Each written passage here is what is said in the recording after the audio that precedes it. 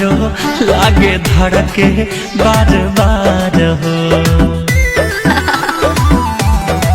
हमरा ओढ़नी के हवा तू सिंगार हो। दिल ना हमरो लागे धड़के बार बार हो। तहरा बिन हमरो नाही निंदिया आवता।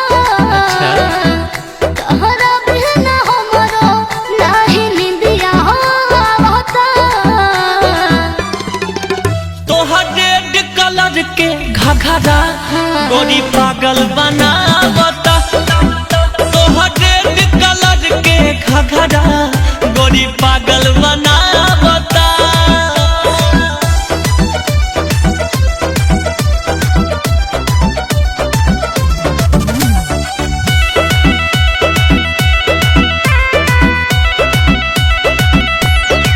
प्रेम के रोशनी में तू हमके दिहला बांध।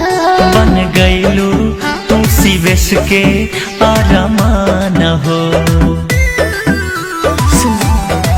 प्रेम के रोशनी में तू हमके दिहला बांध।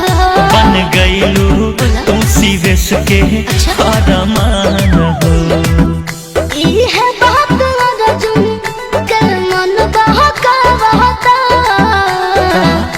इहे बात अर्जुन के मन बहकावता। अच्छा तोहर रेड कलर के घघरा गोरी पागल बनावता। तोहर रेड कलर के घघरा